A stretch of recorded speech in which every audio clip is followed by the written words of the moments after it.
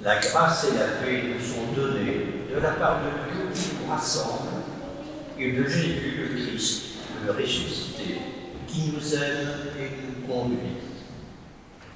Notre Père qui nous accorde ton Saint-Esprit, par lui tu illumines nos cœurs. Ce culte est signe et témoignage de ton amour, du salut que tu nous donnes, et signe de notre reconnaissance.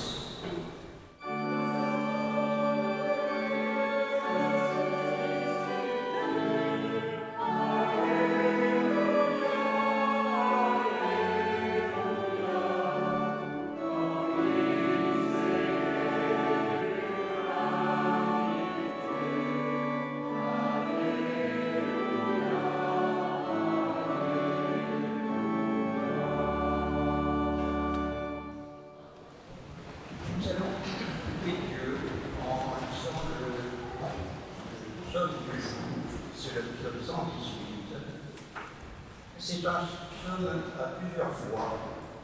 Il y a un prêtre, une assemblée, et puis 3 témoins, presque un culte évangélique, et c'est un psaume.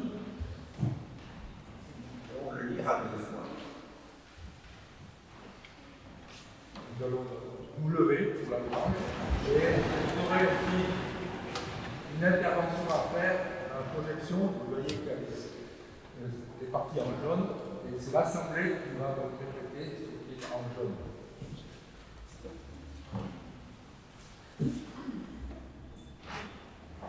Célébrez le Seigneur, car il est bon. Et son amour durera toujours. Qu'Israël redise. Son amour durera toujours. Que la maison d'Aaron redise. Son amour durera toujours. Que ceux qui craignent le Seigneur redisent. Son amour dure toujours. Dans ma détention, j'ai appelé le Seigneur.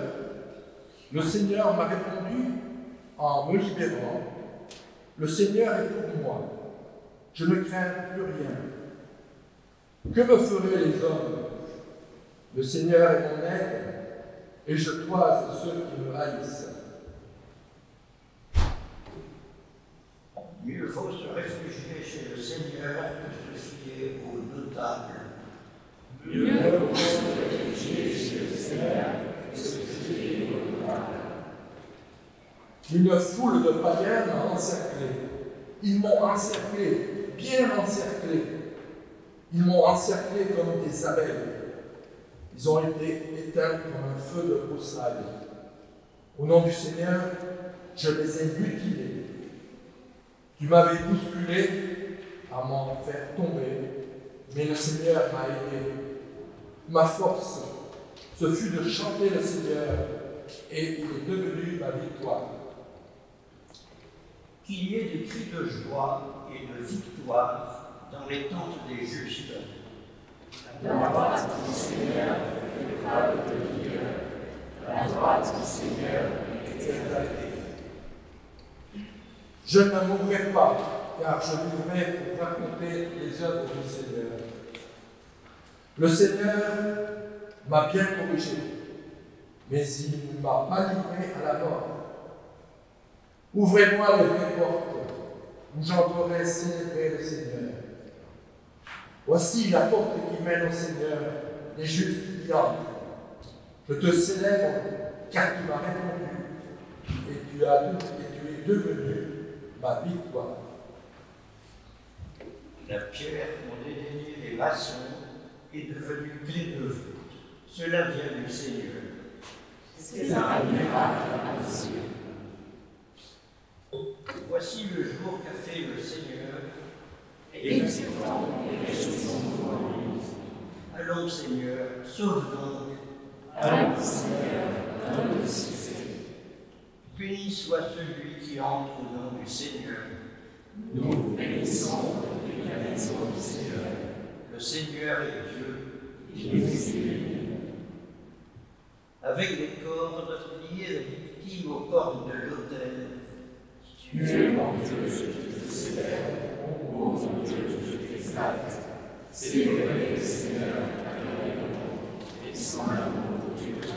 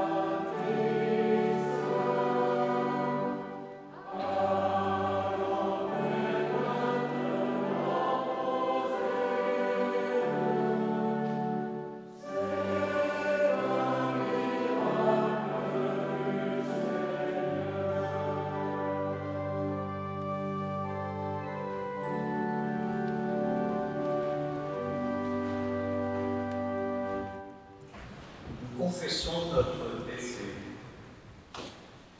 Notre péché, ô notre Père, c'est de nous couper de toi, de me fermer à moi-même, de ne plus voir ce que tu mets sur mon chemin et ne penser qu'à moi. Je fais comme si je ne les voyais pas. Mon péché, c'est aussi lorsque je porte un jugement sur eux, mes semblables, parce que je suis tellement meilleur qu'eux. En fait, j'ai peur qu'ils ne me prennent ma place, je crains d'être déstabilisé. Aussi ai-je employé des moyens de défense, ne pas les voir, ne pas leur parler, m'enfermer. Alors je me prends pour un juge et j'aime rester dans mes a priori, mes colères. Ce que toi tu m'offres dans ces personnes que tu mets dans mes chemins, ce sont autant d'occasions de me relever, de les rencontrer, d'annoncer non pas ma mauvaise humeur ni ma supériorité, mais ton salut. Je m'obstine dans mes colères alors que tu m'appelles à l'amour. Je reste empêtré dans mes regrets alors que tu m'as fait pour la joie. Je me confine dans le passé alors que tu m'appelles pour le présent et pour l'avenir. Je t'en demande pardon, Père tendre et fidèle, Dieu dit vivant, mon Dieu.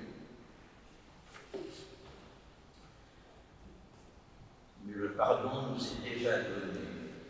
Ne soyez pas tristes et sans espérance, parole de Dieu. Dans le visage de Jésus, le Fils en qui j'ai mis toute ma tendresse pour vous, je vous ouvre un chemin et un lendemain. Écoutez et vous vivrez. Là où vous êtes agités, je vous donne ma paix. Là où vous avez peur de manquer, je vous ouvre le don. Là où vous vous absentez, je suis présence.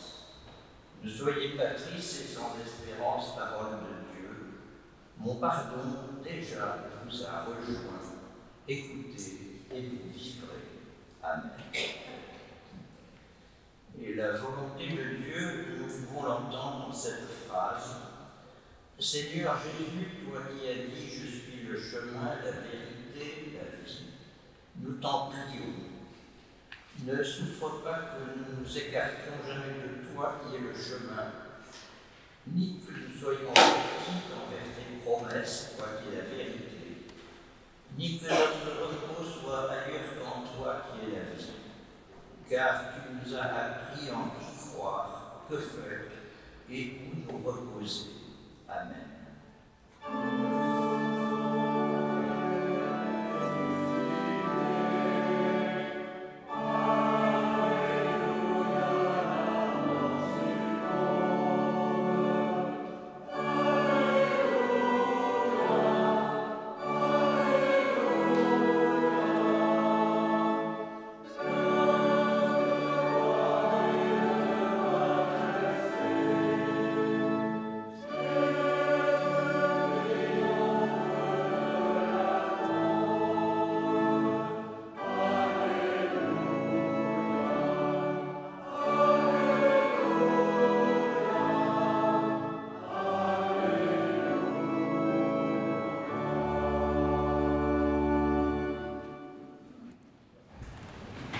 Nous prions avant la lecture des Écritures.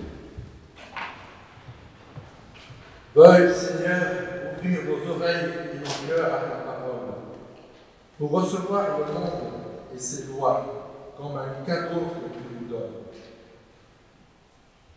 Chaque aurore nous ouvre à ta parole créatrice pour t'entendre et te recevoir, te prier, te louer, ô Dieu notre Père. Que ta parole, comme au premier jour de la création, réveille en nous le chant de ton amour. Amen. Les lectures qui nous sont proposées aujourd'hui se trouvent dans les Actes des Apôtres, au chapitre 5, les versets 12 à 16. Ensuite, il y aura l'Apocalypse 1, versets 9 à 19, et puis Jean 1, 19 à 31. Acte 5.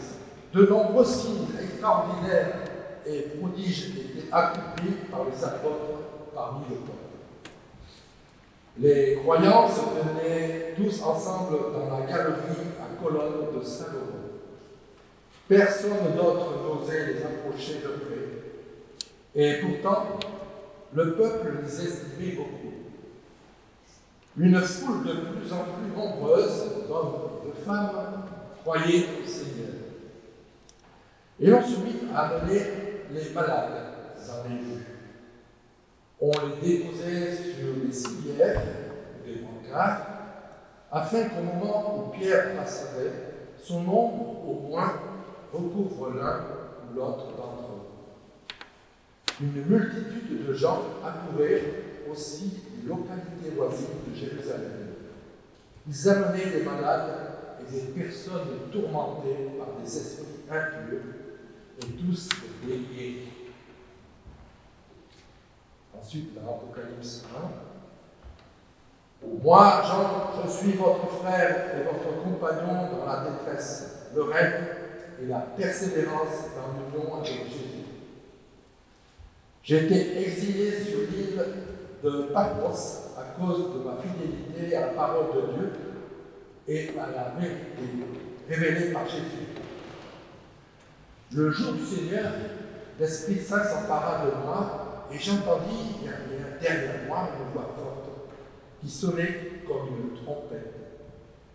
Elle disait « Écris dans un livre ce que tu vois et envoie le livre à ces 7 églises, à Éphèse, Smyrne, Pergame, Thyatire, Sardes, Philadelphie et Laodicée. » Je me retournai pour voir qui me parlait. Alors, je vis 7 lampes d'or. Au milieu d'elles se tenait un être semblable à un humain. Il portait un long vêtement et une ceinture d'or autour de la taille. Ses cheveux étaient blancs comme de la laine, comme de la neige, et ses yeux flamboyaient comme du feu. Ses pieds brillaient comme du bronze poli, purifié au feu, et sa voix reconnaît comme de grandes chutes d'eau. Il tenait 7 étoiles dans sa main droite et une épée aiguë à 2 tranchants sortait de sa bouche. Son visage resplendissait comme le soleil à midi. Quand je le vis, je tombais à ses pieds comme mort. Il posa sa main droite sur moi et dit « N'aie pas peur, je suis le premier et le dernier. Je suis le vivant. J'étais mort, mais maintenant je suis vivant pour toujours. Je tiens le pouvoir sur la mort et sur le monde des morts. Écris donc ce que tu vois, ce qui se passe maintenant et ce qui doit arriver ensuite. » Et enfin, dans Jean 20, 19-31, le soir de ce même dimanche, les disciples étaient réunis dans une maison. Ils avaient fermé les portes à clé, car ils craignaient les autorités juives. Jésus vint, et debout au milieu d'eux, il leur dit « La paix soit avec vous. » Après ces mots, il leur montra ses mains et son côté. Les disciples furent remplis de joie en voyant le Seigneur. Jésus répéta « La paix soit avec vous. Comme le Père m'a envoyé, moi aussi je vous envoie. » Après cette parole, il souffla sur eux et leur dit « Recevez l'Esprit Saint. Ceux à qui vous pardonnerez les péchés seront pardonnés. Ceux à qui vous refuserez le pardon ne l'obtiendront pas. » Or, Thomas, l'un des 12 disciples, surnommé le jumeau, n'était pas avec eux quand Jésus vint. Les autres disciples lui racontèrent « Nous avons vu le Seigneur. » Et Thomas répliqua « Si je ne vois pas la marque des coups dans ses mains, et si je ne mets pas mon doigt à la place des coups et ma main dans son côté, non, je ne croirai pas. » Une semaine plus tard, les disciples de Jésus étaient de nouveau réunis dans la maison, et Thomas était avec eux. Alors que les portes étaient fermées à clé, Jésus vint, et debout au milieu d'eux, il dit « La paix soit avec vous. » Puis il s'adresse à Thomas « Mets ton doigt ici et regarde mes mains.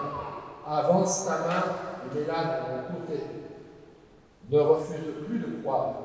Deviens un homme de foi. » Thomas lui répondit « Mon Seigneur et mon Dieu. » Et Jésus reprit « C'est parce que tu m'as vu que tu as cru. Heureuses sont les personnes qui n'ont pas vu et qui croient. » Jésus a accompli encore devant ses disciples beaucoup d'autres signes extraordinaires qui ne sont pas racontés dans ce livre. Mais ce qui s'y trouve a été écrit pour que vous croyiez que Jésus est le Christ, le Fils de Dieu. En y croyant, vous aurez la vie pour lui. Et pas plus.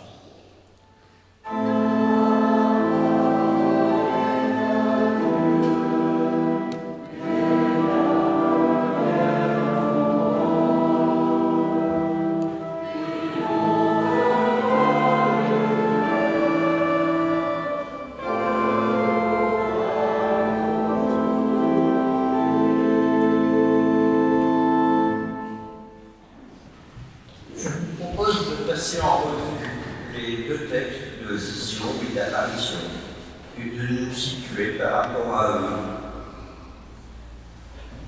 Jésus ressuscité apparaît aux disciples. Thomas nous apprend à ne pas être trop radical. Il était absent lors de la première apparition de Jésus ressuscité. Il n'a guère fait confiance à ses collègues. Il met en avant sa propre personne. C'est lui seul qui saura se faire une opinion. Les dires des autres n'ont pas de place. Il faut une preuve. S'il n'était pas présent pour voir, nous non plus, nous ne voyons pas, nous ne touchons pas, et nous sommes invités à croire. C'est bien pour cela que tant de personnes ne croient pas à ces histoires, qu'elles leur paraissent être des contes de bonnes femmes ou d'illuminés attardés. Thomas personnifie le croyant des générations ultérieures. Là où il se trompe, c'est en pensant que le divin se mesure avec des instruments humains. Dieu n'est pas un objet d'ici-bas dans l'immanence du monde. Et en définitive, c'est la parole du ressuscité qui lui ouvre le chemin de la foi. Le texte ne dit pas que Thomas a effectivement vérifié les plaies ni touché les déchirures. La parole de Jésus le met en mouvement, de sorte qu'il prononce cette émouvante confession de foi. Émouvante car elle efface les doutes affirmés auparavant, et elle place Thomas devant la réalité de sa foi, devant son Seigneur.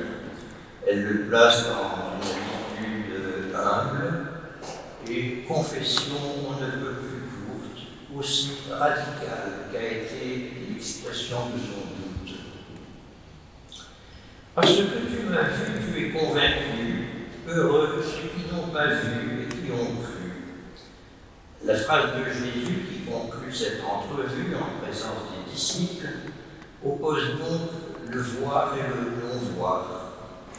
Celui qui croit sans voir est déclaré heureux, et la façon dont Jean écrit la fin de cet épisode nous dit que la foi pascale, la foi en la résurrection qui suit la croix, ne dépend pas d'un signe miraculeux, ne dépend pas de l'apparition ni du fait d'avoir vu.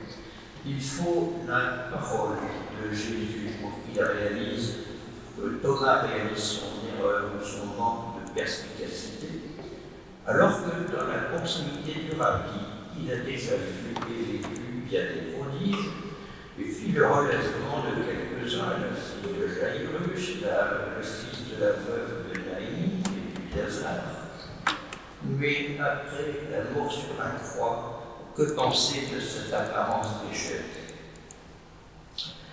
Une chose à remarquer est que la relation avec Dieu, de la même nature que la relation au Christ, ne tient pas à un événement ponctuel, mais à la parole portée par l'Esprit Saint. Que penser des apparitions à la Salette, à Lourdes, à Fatima, où s'est révélé l'Esprit dans ces épisodes dont le pittoresque ne nous échappe pas? Je ne critique pas ceux qui les ont décrites. Je pense que les extases de Jean de la Croix et Thérèse d'Avila ont plus de sens. Elles sont le fait de mystiques authentiques. Les prodiges rapportés dans l'Acte 5 sont opérés par les apôtres eux-mêmes, près d'une des portes de Jérusalem, juste après l'épisode d'Ananias et Saphira, où la puissance du mal est mise à bas. Ce ne sont pas des visions, mais la continuité de la puissance de Dieu transmise aux apôtres. Et la vision de Jean de Patmos ouvre les révélations de ce dernier livre de la Bible. Jean est exilé sur l'île de Patmos, et voici, dans les versets qui précèdent la vision, il vient de confesser au verset 4 et 5 une grande affirmation trinitaire de la part de celui qui est, qui était et qui vient, de la part des 7 esprits qui sont devant son trône, et de la part de Jésus-Christ. En quoi Jacques Ellul, à qui j'emprunte son commentaire, voit une évocation trinitaire bien avant que le dogme soit établi. Puis, juste après, le verset 6 à 8, Jean évoque l'œuvre accomplie par le Seigneur. Il nous a libérés, il fait de nous un royaume. Nous sommes reliés à lui, nous sommes reliés par lui à ce royaume et appelés à régner comme lui, non pas en offrant des sacrifices, mais en nous offrant nous-mêmes en sacrifice. Nous sommes donc loin de la rétribution. Et lorsque nous, chrétiens, retombons dans le domaine de la puissance et de la domination, nous ne sommes pas chrétiens. Jean poursuit, et quand il viendra, il se révélera à tous les hommes et tous les peuples seront concernés. Cela veut dire que ce ne sont ni les Juifs ni les Romains qui l'ont mis à mort, mais le péché de tous les hommes. Il est mort par la main de tous. En outre, Jean attribue à Jésus ce qu'il a dit plus haut de Dieu, « Je suis l'alpha et l'oméga ». Et ainsi il affirme l'unité de Dieu, confirmant cette parole de Jésus, je ne prononce que les paroles de Dieu. Ensuite vient le texte qui a été lu ce jour, la vision. La parole de Dieu a ainsi précédé la vision. Les visions n'ont aucune valeur par elles-mêmes, c'est dans l'encadrement des paroles de Dieu que se situent les visions. Jean se retourne et il regarde la voix qui parle, il regarde la voix, c'est la parole elle-même qu'il voit. Il voit l'homme fait à l'image de Dieu, celui de Genèse 1, il les créa à l'image de Dieu, et non celui de Genèse 2, façonné de la poussière, mais à l'image de Dieu, c'est pas une identité, c'est une similitude. Ce que Jean décrit, c'est l'image de sacrificateur, la ceinture d'or, un emblème royal, la blancheur et la marque de la parole de Dieu, le regard comme une flamme et la lumière et un signe de force et d'éternité, le glaive sépare, tranche et juge, tout ce qui n'est pas dans le personnage du ministère terrestre de Jésus. Mais voilà, l'identification de ces deux images est faite par les mots « Voici l'homme ». Et l'homme dit deux choses. « J'étais mort », comme la parole de Paul, je ne veux savoir que Jésus-Christ crucifié. Et cette parole est le départ de la révélation de sa puissance. Et la deuxième parole, ne crains point. Tu n'as rien à craindre de moi. Ta vie est parmi les 7 étoiles qui sont dans sa main.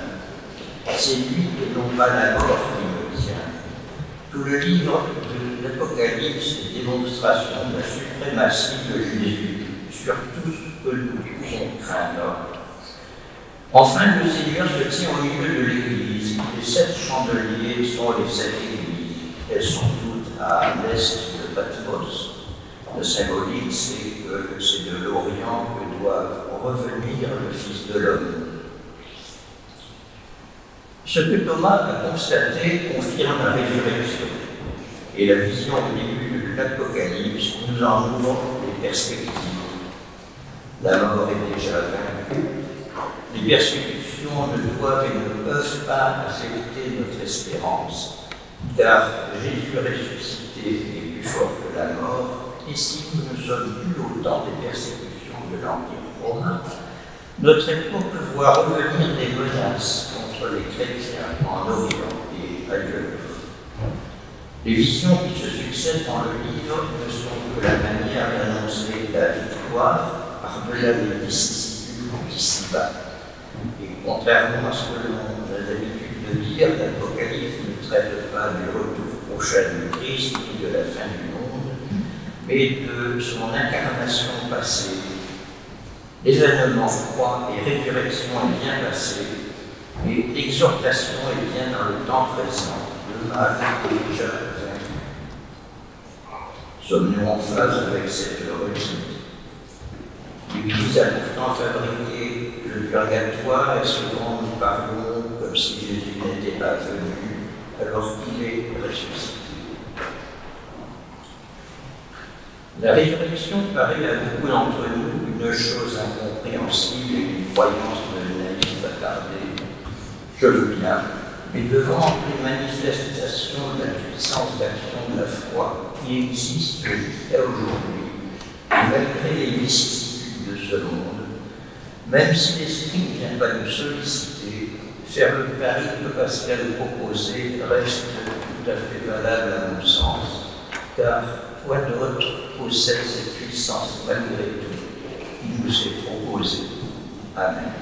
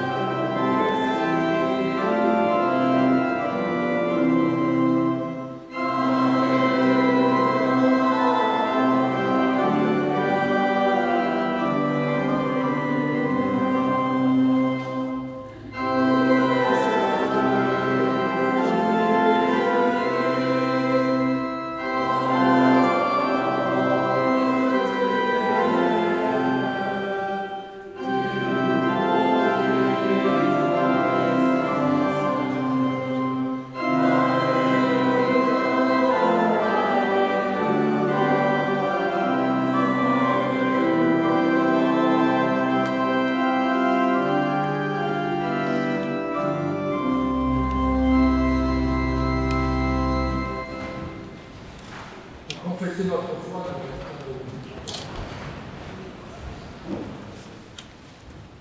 Le Christ Sauveur et Seigneur nous réconcilie avec le Père et la foi seule. Il nous libère de la malédiction, de la loi et de toute culpabilité. Par l'annonce de l'Évangile, le don du baptême et la célébration de la scène, il nous rassemble en Église sous l'autorité des Écritures, illuminées par le Saint-Esprit. Il nous associe à son statut filial et à son œuvre de libération et de la vie. En vue de la louange et de la prière, du témoigne et du service. Par là, il nous permet de collaborer avec lui pour contribuer à faire du monde une création de vie dans l'attente de la nouveauté du royaume. Amen.